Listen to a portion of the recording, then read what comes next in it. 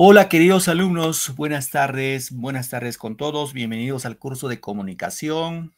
Hoy estamos a domingo 24 de marzo del año 2024. Se nos va rapidito el mes de marzo, ya esta semana se viene la Semana Santa, seguramente pues van un poco a descansar, van a pasar en familia, depende, ¿no? Algunas zonas ahí se celebra con bastante fervor religioso. Y bueno, pues se nos va así el mes de marzo y seguramente ustedes ávidos para poder estudiar, aprender algo en estas clases, ¿no? Buenas tardes nuevamente reiterados a todos quienes ya están en clase, a María, a Victoria, a Cielo, Mailí, a Yeli y a todos quienes están Profesor, buenas tardes. presentes en clase. Hola, hola Jackie, ¿cómo estás? Buenas tardes. Muy bien, chicos. Entonces, a ver, un poco recorramos qué tema desarrollamos el día domingo. ¿Alguien recuerda qué tema hablamos el día domingo?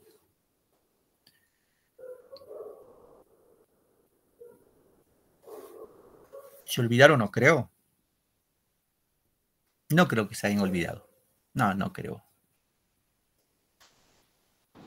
Buenas tardes, profesor. Hola, Mailí, buenas tardes. ¿Te recuerdas qué tema hablamos el día un domingo, Mailí? ¿Te acuerdas? Porque tú has estado en clase, Mailí Araujo, te tengo anotado.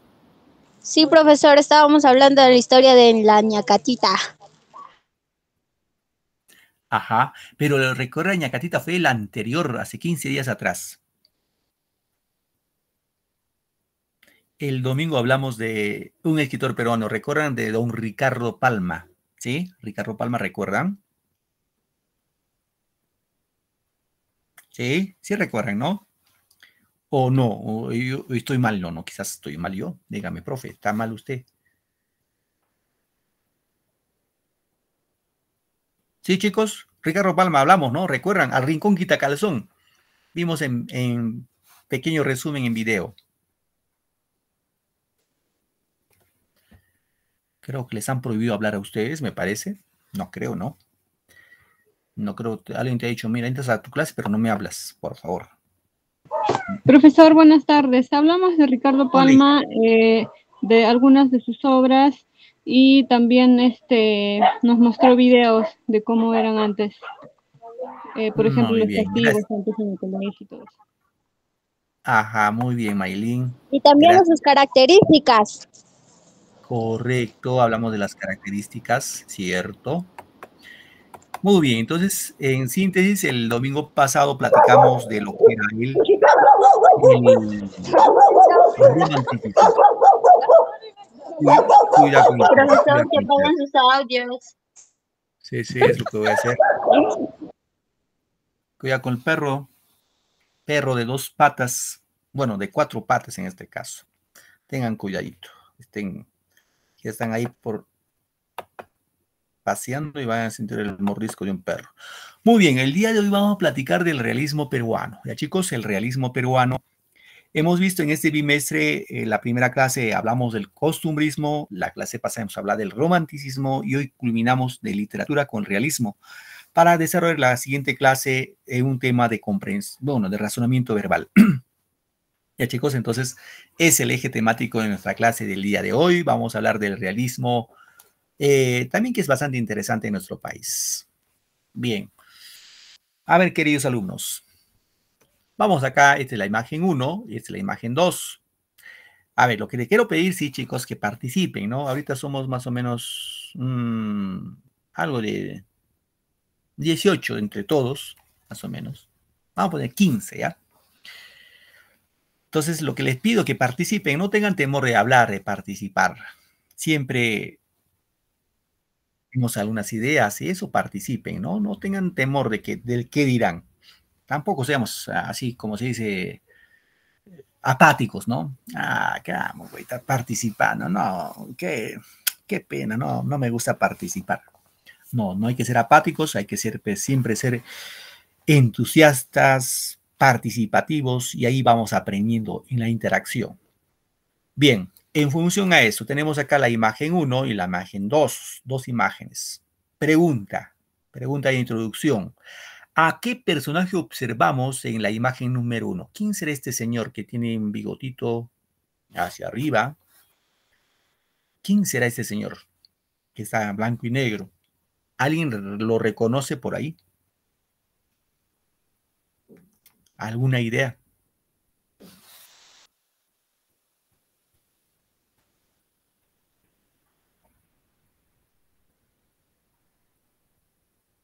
¿No le suena esa imagen? ¿No, nunca lo han visto?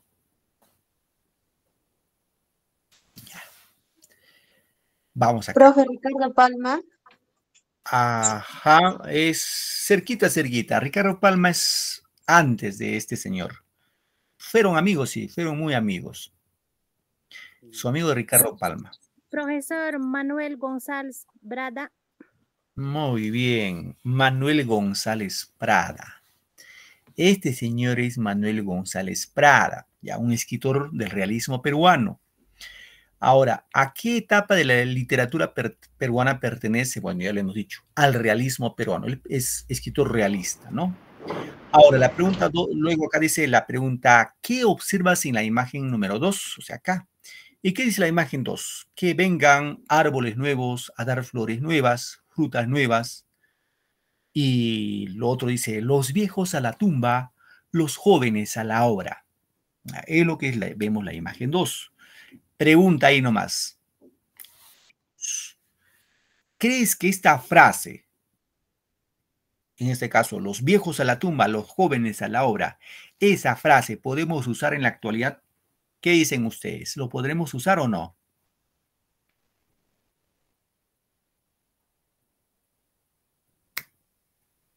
Vamos, chicos, ¿sí o no? Los viejos a la tumba, los jóvenes a la obra. ¿Podemos decir ahora, en esos tiempos, o ya no? Ya es profecías pasado, antes se decía eso, pero ahora no. ¿Qué dicen ustedes?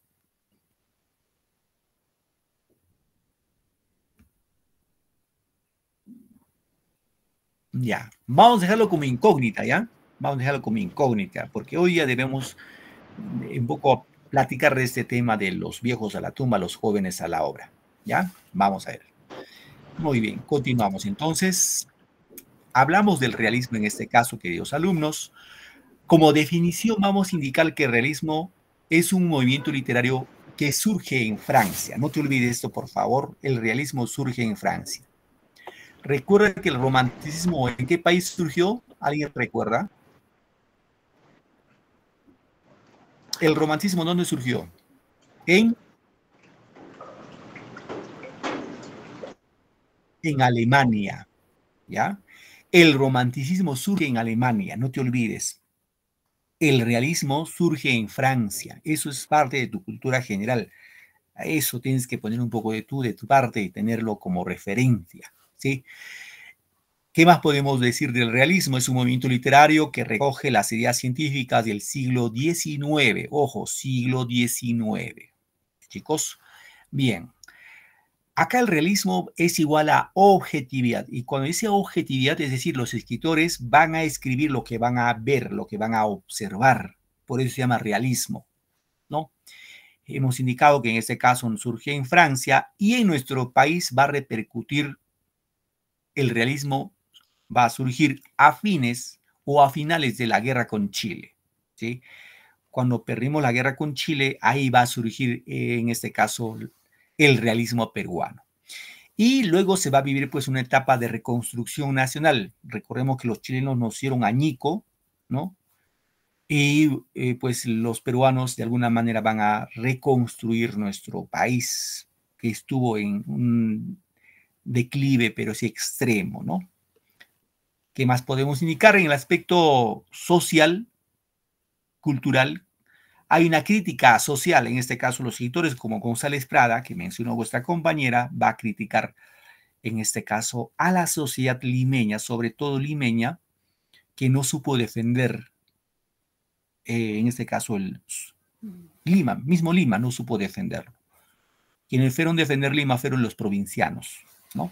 ¿Qué más? Defensa del hombre indígena, del campesino y del obrero. González Prada indica de que el único quien tiene ese valor de rescatar Después de la guerra con Chile van a ser el hombre indígena, el hombre del campo, el campesino, el obrero, porque ese hombre sí defendió en la guerra con Chile, defendió la soberanía del Perú, ¿no? ¿Qué más? El realismo peruano expresa los temas concretos de la realidad cotidiana, en este caso el nacionalismo peruano. Bien, vamos con las características. ¿Qué características tiene el realismo peruano? Las características más saltantes, por ejemplo, es la oposición al romanticismo, rechazo pues al tono intimista. Es decir, recuerden que el romanticismo surge en oposición al neoclasicismo. El neoclasicismo que es francés, ¿no? Ahí surge el romanticismo, que es alemán, dice, ah, bueno, los neoclásicos más son racionalistas, usan más la razón. Y los románticos dicen, lo primero es la pasión, los sentimientos, la imaginación. Ahí surge el realismo. El realismo dice, no, primero la razón y luego los sentimientos, ¿no? Rechaza, en este caso, el realismo rechaza al romanticismo, se opone al romanticismo. ¿Qué más? Rechazo de lo pasado y lo exótico, que es una característica del romanticismo, ¿no? Hace referencia a temas de orden social. O sea, cuando dice temas sociales, de lo que pasaba en nuestro país en esa época. ¿Qué más podemos indicar? Se describe sobre situaciones contemporáneas, ¿no? ¿Qué más? Preocupación por la renovación del país. Y por otro lado vamos a encontrar un propósito moral, social. Las obras deben transmitir ideas, ¿no? Y obviamente surge un nacionalismo de tipo agresivo. Vamos ahora con los representantes. Los representantes, en este caso vamos a encontrar a Manuel González Prada con su obra Páginas Libres, Clorina Mato de Turner con Ave sin Nido, Mercedes Cabello de Carbonera con su obra El Conspirador, Abelardo Gamarra con su obra 100 años de la vida perdularia, María Nieves y Bustamante con su obra Jorge, el hijo del pueblo, Manuel Moncloa Covarrubias con su obra Crobitos, Amalia Puga de Lozada con su obra La felicidad. Ahora, de estos escritores, queridos alumnos, hay que remarcar estos dos. Manuel González Prada, que es uno de los mejores exponentes del realismo peruano, con su obra Páginas Libres. Clorinda Mato de Turner con su obra Ave sin Nido. Estos dos son los más importantes, chicos. Páginas Libres y Ave sin Nido. Bien, levantaron la mano Mailí, Yaki y Xiomara. ¿Alguna duda, chicas? ¿Alguna duda? Con confianza, no sé, algo que no está claro quizás.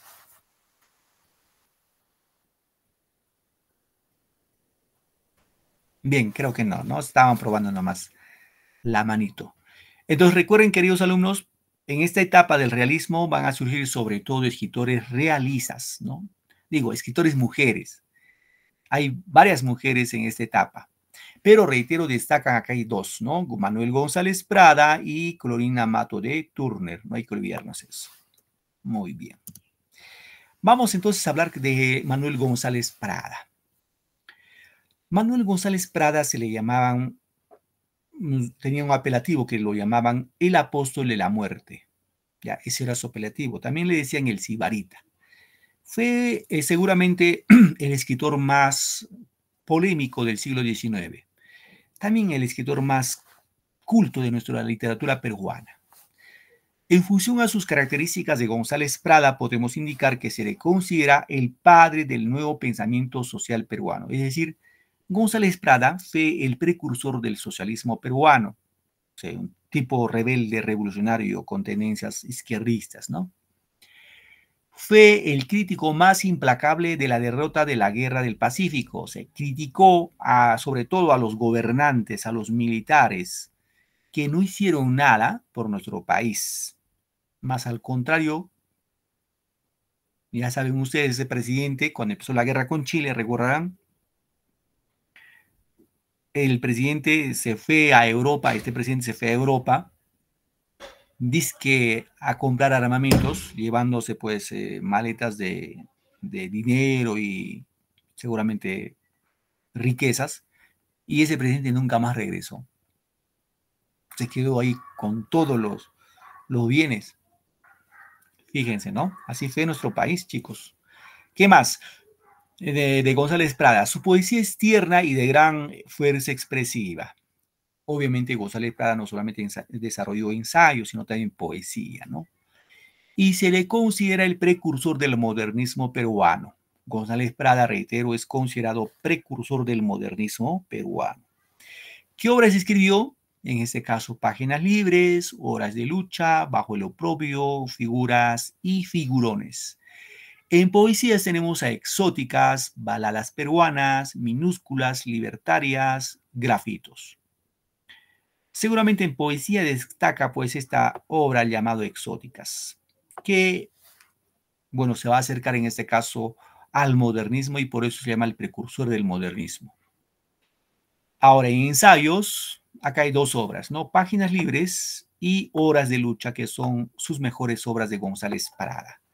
A ver, chicos, chicas, páginas, ¿se escribe con J o con G?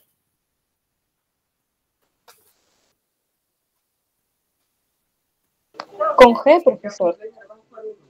Ajá, claro que sí, páginas se escribe con G. Pero ustedes dirán, profe, pero ahí lo ha puesto con J.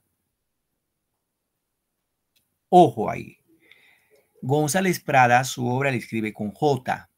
Y uno tiene que respetar, pues no puedo, yo no soy nadie para decir, bueno, González Prada, te equivocaste y lo pongo acá con G. Y bueno, gran profe, ¿y por qué lo puso con J? La pregunta lógica, ¿no? Bueno, yo cuando era estudiante, así como ustedes, en cuarto de secundaria, mi profesor me enseñó de que González Prada se equivocó. Eso me dijo mi profe. Pero ya cuando yo he indagado acerca de esto, no es cierto eso. No es que se equivocó. González Prada era el hombre más culto del Perú en el siglo XIX y no se equivocó.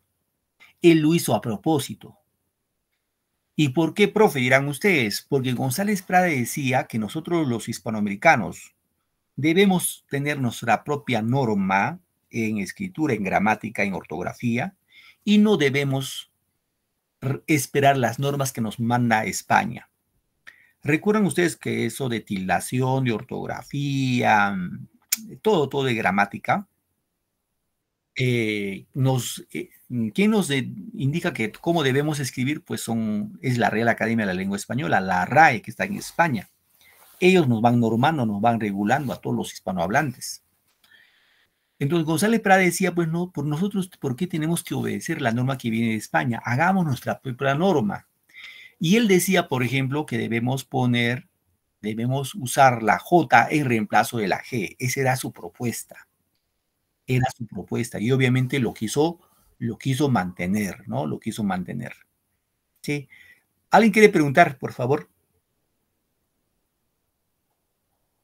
¿Alguna pregunta? Ahora, ustedes dirán, profe, ¿y eso es permitido? Sí, en literatura es permitido, chicos. En literatura se te permite, pues, usar neologismos, usar arcaísmos, te permite. Ahí nadie te puede objetar, nadie te puede decir por qué has hecho escrito así. En literatura tienes esa libertad para escribir.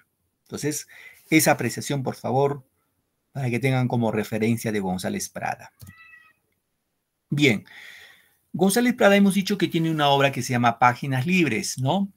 Páginas Libres, en la cual en esta obra básicamente son una colección de artículos, ¿no? De ensayo, en la cual González Prada va a dar su, digámoslo, su exhortación, su exordio en los teatros de Lima, en el Teatro Politeama, en el Teatro Atenea, en el Teatro Olimpo. Ahí va a dar sus discursos, va a hacer su discurso. ¿Para qué? Ahí para poder reclamar a quienes no supieron defender nuestra soberanía nacional.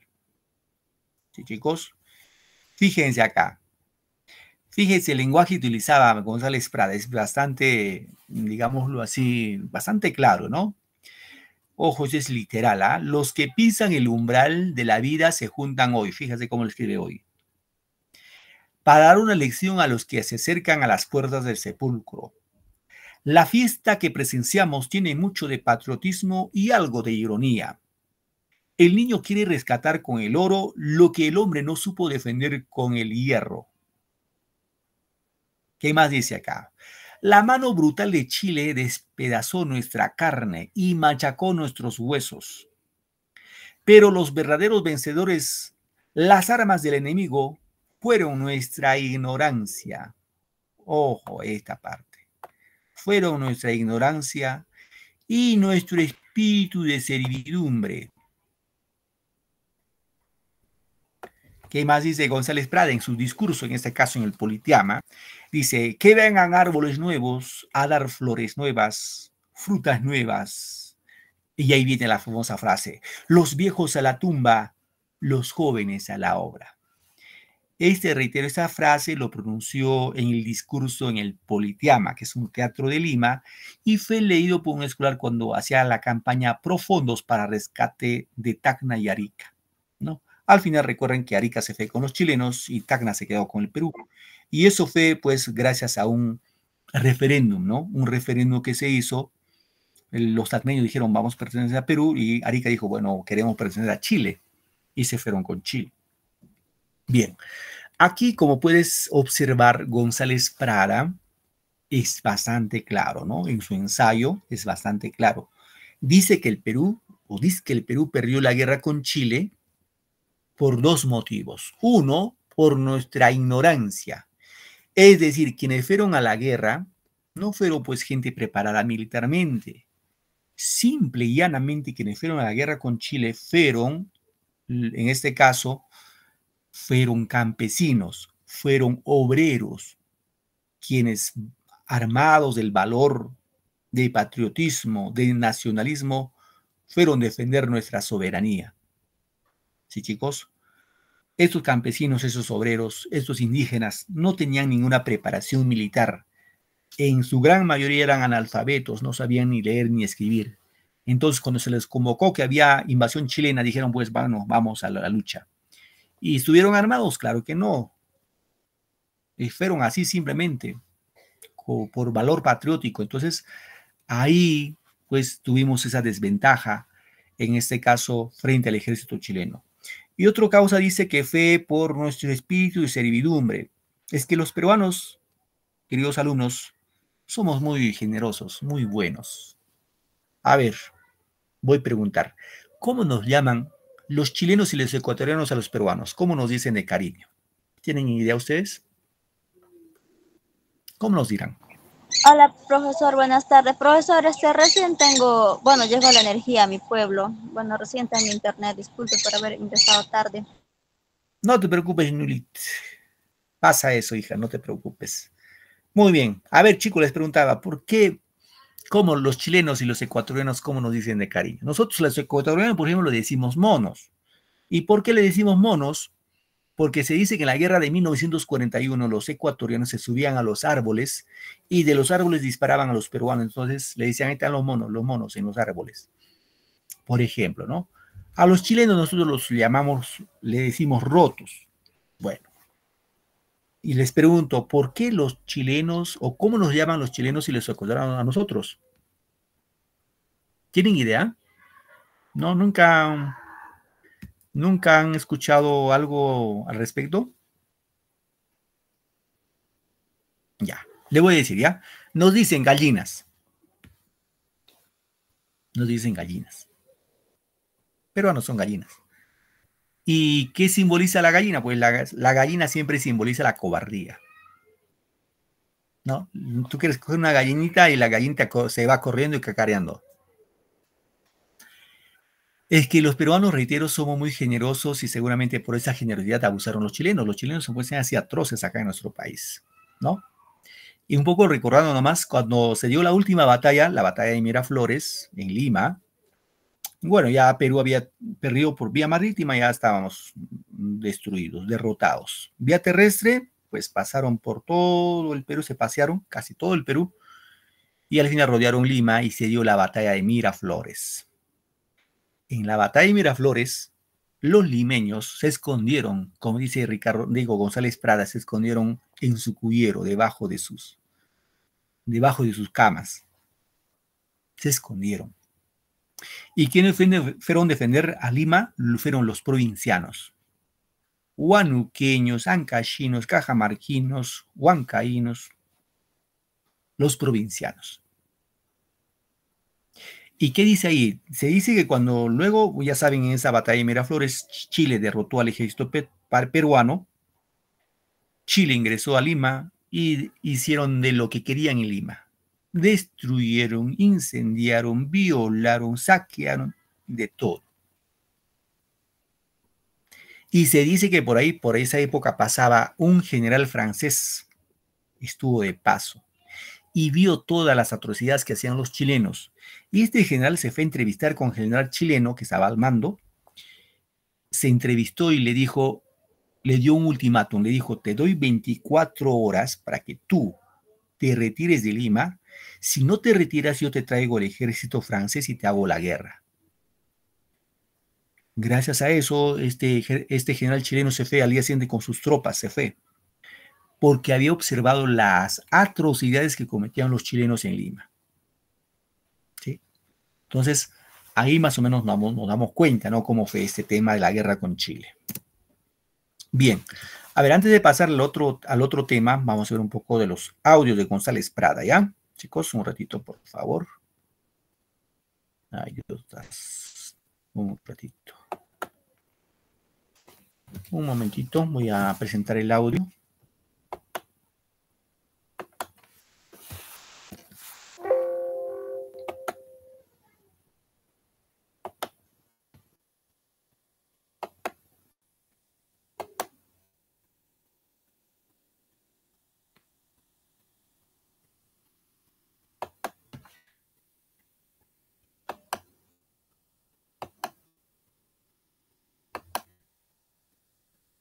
Un ratito, chicos.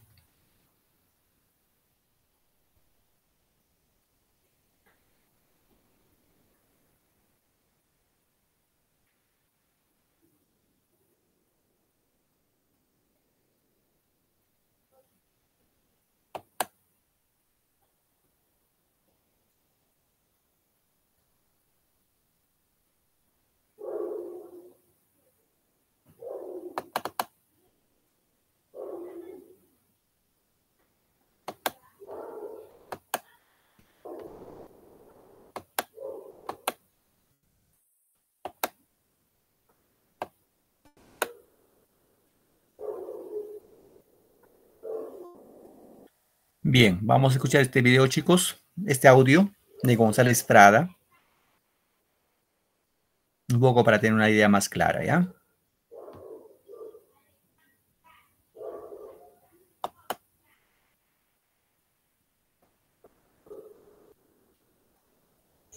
Discurso en el Politeama. Manuel González Prada. Señores, los que pisan el umbral de la vida se juntan hoy para dar una lección a los que se acercan a las puertas del sepulcro. La fiesta que presenciamos tiene mucho de patriotismo y algo de ironía. El niño quiere rescatar con el oro lo que el hombre no supo defender con el hierro. Los viejos deben temblar ante los niños, porque la generación que se levanta es siempre acusadora y juez de la generación que desciende. De aquí, de estos grupos alegres y bulliciosos, saldrá el pensador austero y taciturno. De aquí, el poeta que fulmine las estrofas de acero retemplado. De aquí, el historiador que marque la frente del culpable con un sello de indeleble ignominia. Niños, sed hombres, madrugad a la vida, porque ninguna generación recibió herencia más triste, porque ninguna tuvo deberes más sagrados que cumplir, errores más graves que remediar, ni venganzas más justas que satisfacer. En la orgía de la época independiente, vuestros antepasados bebieron el vino generoso y dejaron las heces. Siendo superiores a vuestros padres, Tendréis derecho para escribir el bochornoso epitafio de una generación que se va, manchada con la guerra civil de medio siglo, con la quiebra fraudulenta y con la mutilación del territorio nacional.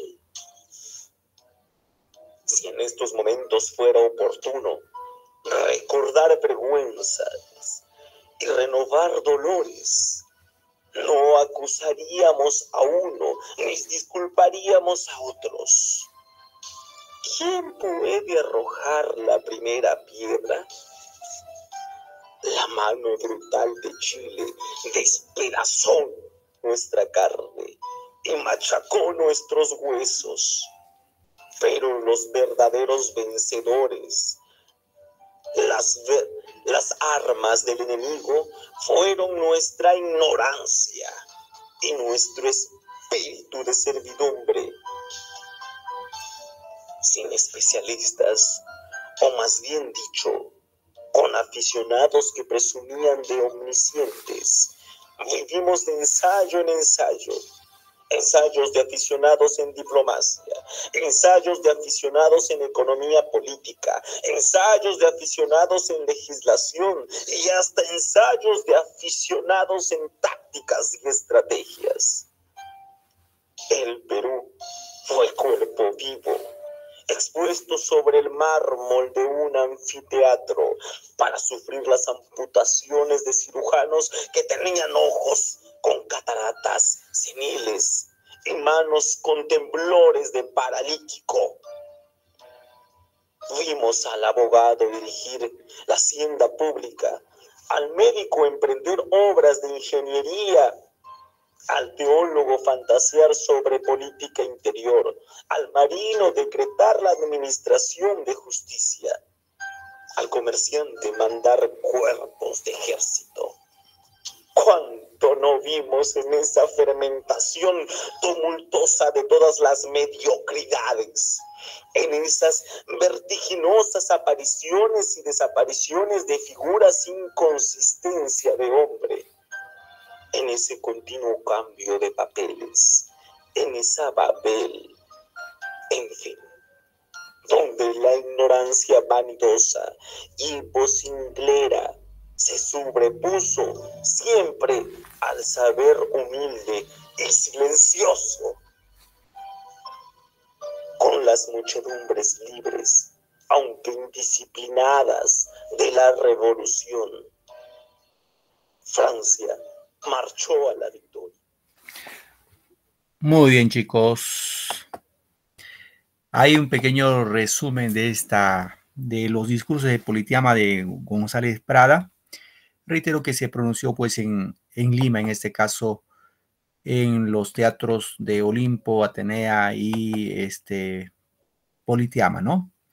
Muy bien, ahí había una frase que indicábamos al inicio de la clase que decían los viejos a la tumba, los jóvenes a la obra. Ahora, esta frase obviamente no es literal, ¿no? No es literal, sino lo dice en sentido figurado. Como profe, así. Es que cuando uno analiza esta frase, los viejos a la tumba, los jóvenes a la obra, no quiere decir que los viejos se vayan al cementerio y los jóvenes tienen que trabajar. No, no, no, no. Aquí lo que nos quiere hacer entender es que los viejos deben dar paso los viejos deben dar paso a los jóvenes.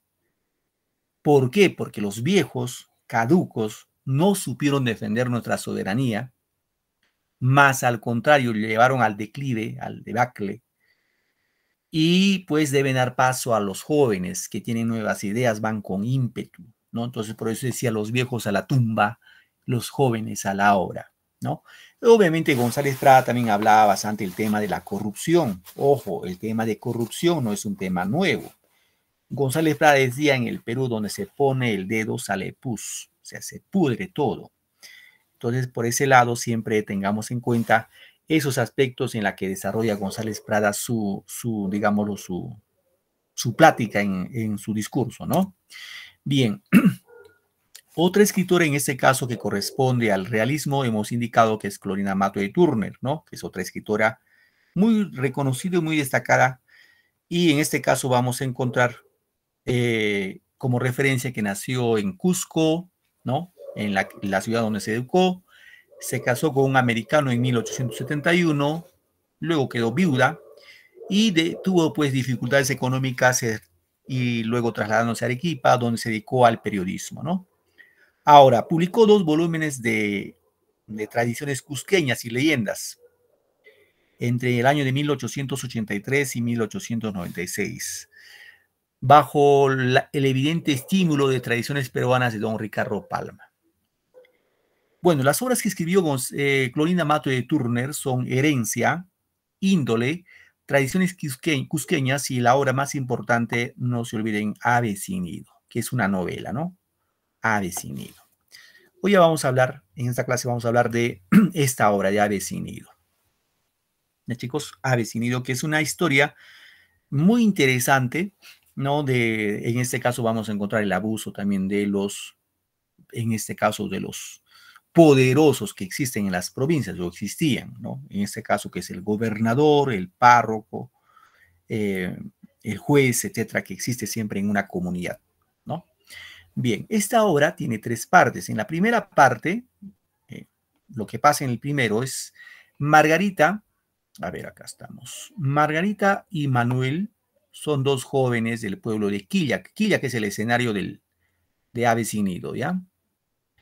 Son 2 enamorados de origen indígena, o sea, son en este caso, provincianos, ¿no? En este caso de Cusco, Quillac.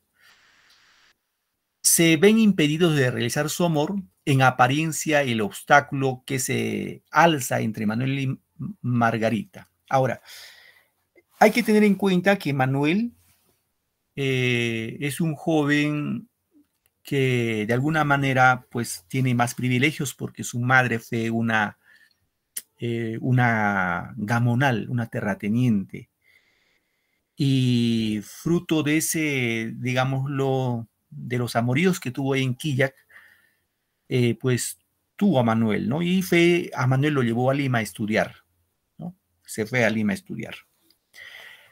¿Qué más? En la primera parte dice, consiste que Manuel es hijo de Sebastián Pancorbo. Ojo, este Sebastián Pancorbo no era su hijo legítimo, sino era su padrastro, que era el gobernador de Quillac, ¿no? Este Sebastián Pancorbo también va a ser el instigador de una revuelta en la que murieron asesinados los padres de Margarita, Juan Yupanqui y, en este caso, su madre, de origen muy modesto, de nombre Marcelina. ¿Qué pasó ahí luego? Sin embargo, Lucía y Fernando, estos son los padres adoptivos de Margarita, padrinos protectores de la muchacha, guardaban en secreto el verdadero origen de Margarita, ¿no? Pues le hicieron creer que su padre era Juan Yupanqui, cosa que no era cierto. Es decir, Juan Yupanqui y su esposa tuvieron a Margarita. Ya hemos dicho que en la revuelta de Sebastián Pancorbo murió Juan Yupanqui y su madre también quedó muy herida y tiempo después muere. Y antes de morir le va a confesar a Lucía, le va a dar la confesión a Lucía de que Margarita, esta chica Margarita que estaba enamorada de Manuel, Margarita, el verdadero padre de Margarita no era Juan Yupanqui, sino un sacerdote, Pedro Miranda Claro, este señor de acá. Este era el papá biológico, el padre biológico de Margarita, un sacerdote. Y le confiesa que cuando la mamá de Margarita fue a confesarse ante el cura, este cura lujurioso abusó de Margarita y fruto de ese abuso quedó embarazada y nació Margarita. Obviamente no le confesó a su esposo, ¿no? A Juan Yupanqui no le confesó, lo guardó en secreto, ¿no? ¿Qué pasó luego? Y la revelación de esa verdad va a separar definitivamente a los jóvenes enamorados, o sea, Manuel y Margarita. En realidad ellos son hermanos. Han sido engendrados en 2 indias, 2 campesinas, por el cura párroco de la aldea de Quillac. ¿Quién es ese cura? Pedro Miranda Claro. Este cura había embarazado a la mamá de Margarita, también a Manuel. Y obviamente un día antes de la boda le van a decir la verdad. Manuel y Margarita, ustedes no se pueden casar. ¿Por qué? Porque ustedes son hermanos, hijos de un mismo padre. En este caso, un cura, un sacerdote de nombre Pedro Miranda Claro. ¿Sí, chicos?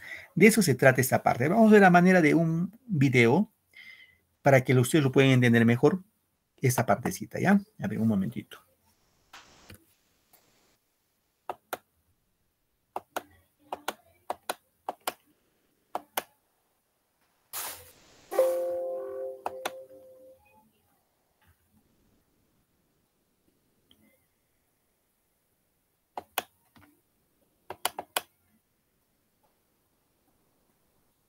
A ver, vamos a ver el video, chicos, un momentito.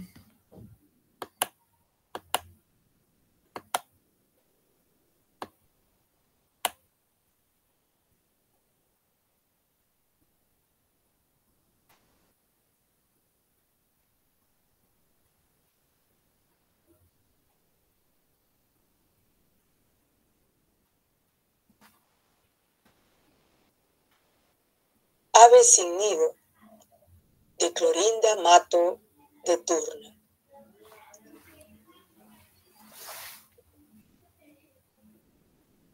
Don Fernando Marín, minero, y su esposa Lucía se identifican plenamente con el sufrimiento de los indios de Quillap.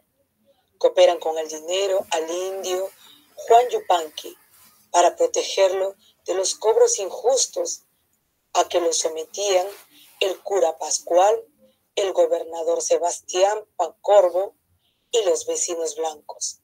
Las acciones que cometen los abusivos explotadores de Quillap son extremadamente inhumanas, como por ejemplo el rapto de la pequeña hija de Juan Yupanqui que el cobrador de impuestos hace con la complicidad de las autoridades para luego venderla en Arequipa.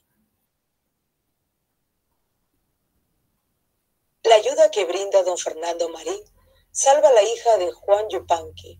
La solidaridad de la familia Marín con los indios humillados y maltratados simboliza la medición de un nuevo elemento externo y civilizador, ajeno a la estructura interna de la sociedad lugareña que rompe el equilibrio tradicional de la explotación del indio. Los explotadores se sienten amenazados de afuera por gente que no reconocen el equilibrio de la explotación y por ello deciden suprimir la amenaza de manera violenta, recurso tradicionalmente efectivo para controlar la rebelión del indio. Organizan una asonada popular contra los forasteros para asesinarlos. Los esposos Marín escapan a tiempo del atentado gracias a otra intervención providencial, en cierto modo, otra vez ajenas al lugar. Se trata de Manuel, un joven estudiante de jurisprudencia que con el exilio de su madre Petronila se hace presente en casa de los Marín para salvarlos. Manuel es hijastro del gobernador y este hecho crea disensión en el campo enemigo del indio. Un elemento ideólogo interesante es que la salvación del indio en la novela indigenista tiene como punto de partida el cambio de la conciencia en algunas personas del grupo explotador, gracias a la intervención de un factor civilizador. De esta manera de plantear el problema comienza con Ave sin nido. Antes de morir, Marcela Yupanqui confiesa un secreto a Lucía Marín, que será revelado al final de la novela, después de haber servido como ingrediente para crear un desenlace melodramático.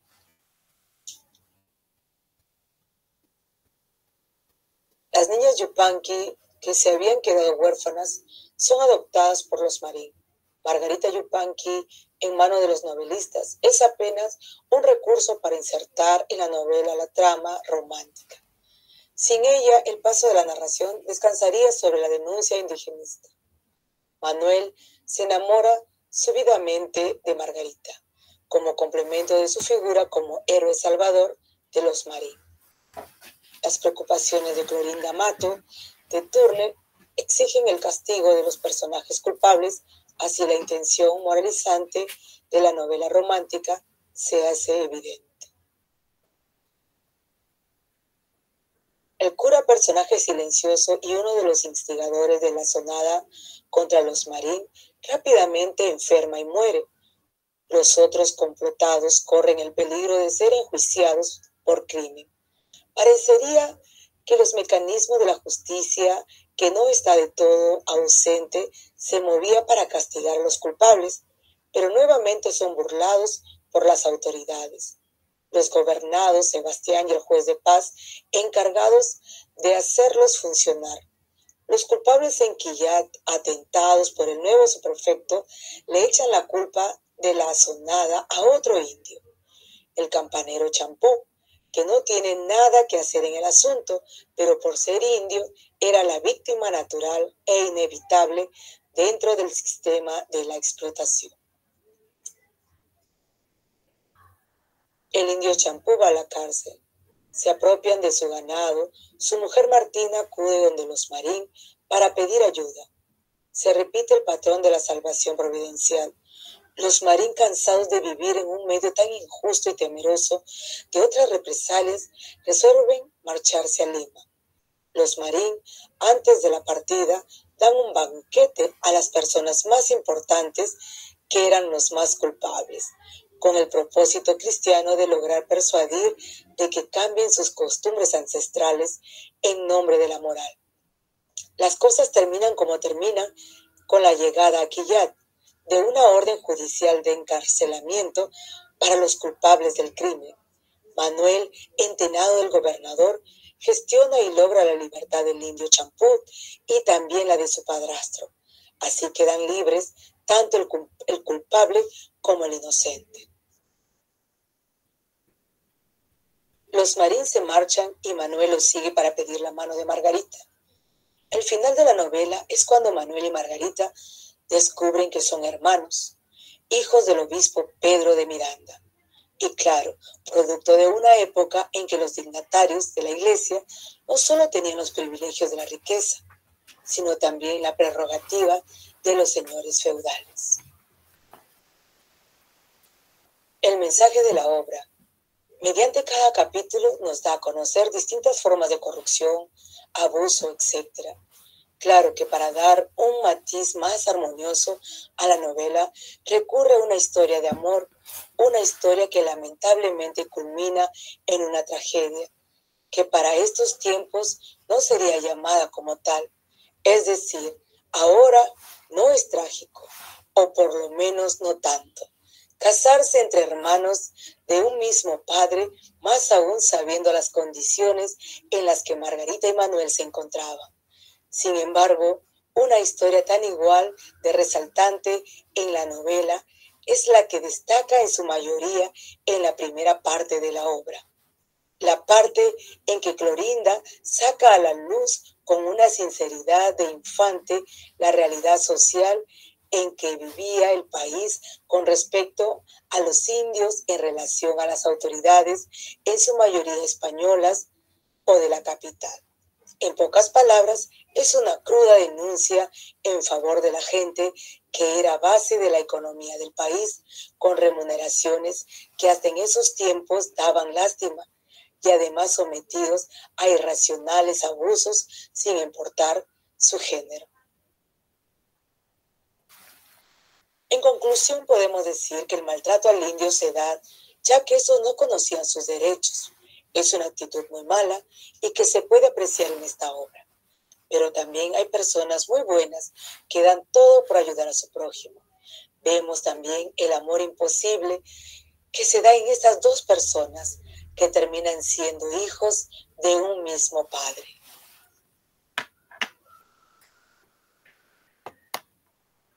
Muy bien, chicos, hay un pequeño resumen de esta obra.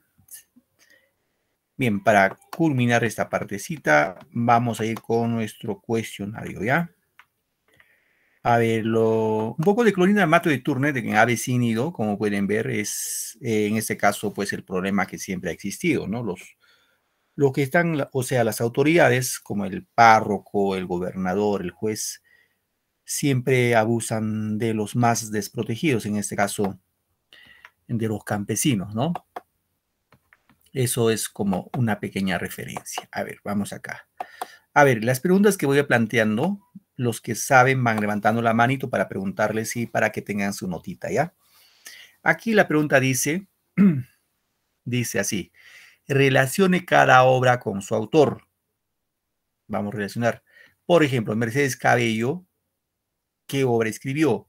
Aves, Páginas libres, Ave sin nido, El conspirador o Rasgos de pluma. A ver, un ratito de punterito, voy a activarlo. Luego Manuel González Prada escribió ¿cuál de las 4 obras? Abelardo Gamarra, ¿qué obra? Y Clorina Mato de Turne, ¿qué obra? Ahí creo que está fácil. ¿Cuál sería la respuesta? ¿La A, la B, la C, la D o la E? A ver, un poco lo relacionamos. El que sabe la respuesta levanta la mano y me van dando respuesta para ponerle su calificación, porque se supone que van a estar atentos a clase, ¿no? Y ahí tengo uno que ha levantado la mano.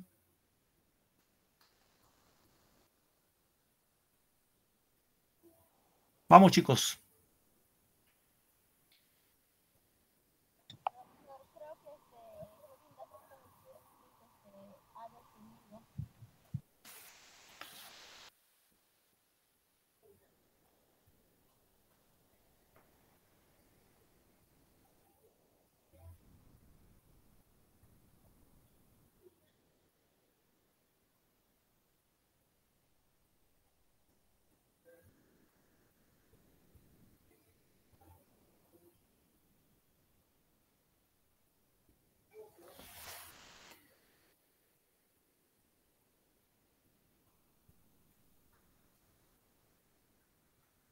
A ver, Alén Guillermo Larcón, ¿cuál es tu respuesta, hija? ¿Cuáles las alternativas?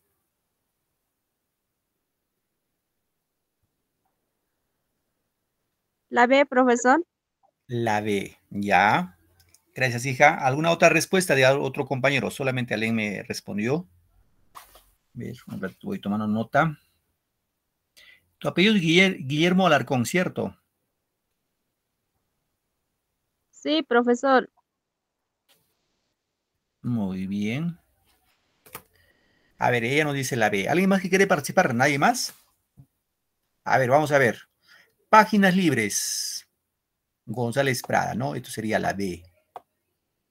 Ave sin nido. ¿Dónde estás? Ave sin nido acá. Sería la D. Luego, conspirador, la A.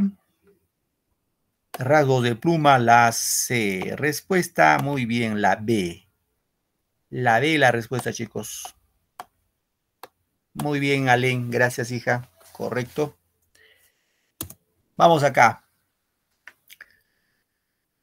Hecho histórico que antecede al realismo peruano. Combate 2 de mayo, la independencia de Estados Unidos, prosperidad falaz, guerra con España, guerra con Chile. Levanten la mano, por favor. Lo que está en la clase está fácil esto, ¿eh? Facilito. Levanten la mano, chicos. No, así que, profe, está tranca, eso no lo entiendo, no creo. ¿Eh? Hemos hablado harto de esto. Nadie.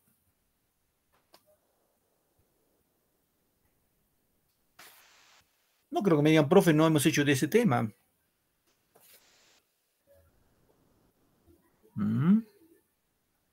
¿De verdad nadie quiere participar en esto? A ver, ¿hemos hablado del combate 2 de mayo? No. ¿Independencia de Estados Unidos? Tampoco. ¿Prosperidad falaz? Tampoco. ¿Guerra con España? Tampoco. Lo que hemos hablado es que guerra con Chile. ¿Sí? Guerra con Chile. Ojo, les estoy dando oportunidades, estoy de chance para que hagan su punto, ¿ah? Bueno. ¿En qué provincia nace Clorina Mato de Turner? Juliaca, Puno, Cusco, Ancash, Trujillo. Cusco. ¿Quién le respondió? ¿Nulit? Nulit. Sí, profesor. Sí, profesor. Muy bien, tú has respondido, ¿no?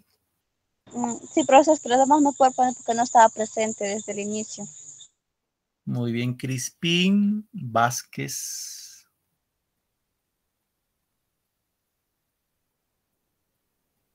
Xiomara, tu respuesta. Profesor Cusco. Muy bien, Guamán. Atanasio, ¿así es tu apellido? Sí, profesor. Gracias, Xiomara. Correcto, acá la respuesta es Cusco, ¿no? Muy bien. Cusco. Ahora una más, para irnos. Género a la que pertenece la obra Ave sin Nido. ¿Será género dramático? ¿Será teatro? ¿Será expositivo, narrativo, épico o lírico? Levanten la manito.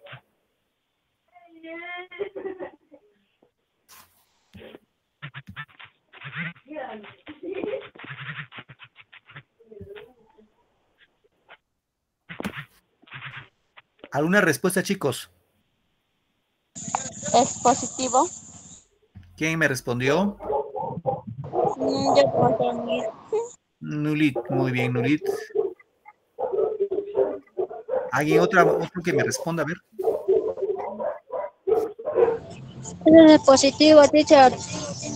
Mayli, expositivo. Ya. Profesor.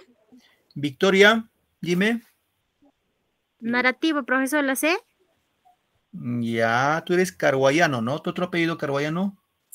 Llanto Carguayano, Victoria Lucía. Ya. Profesor, narrativo. Meili, Burga Trujillo. Ya.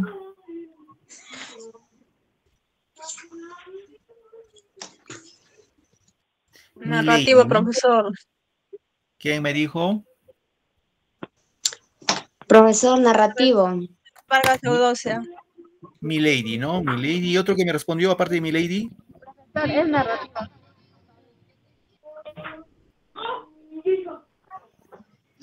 Araujo Gabriel María. Sí. Ya, muy bien. Profesor, analizarlo bien es narrativo. Muy bien, Maile Araujo, correcto.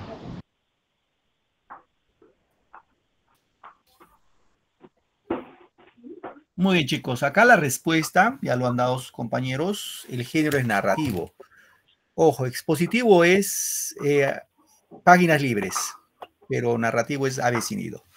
Muy bien, queridos chicos, nos ganó la hora. Nos vamos a quedar en esta parte. Desearles un bonito fin de semana, un bonito domingo y que le vaya súper esta semana. Gracias por su tiempo y su paciencia. Ya nos vemos en otra clase, en la otra semana. Ya, teacher, chao. Cuídense. Nos vemos. Cuídense. Cuídense. Cuídense.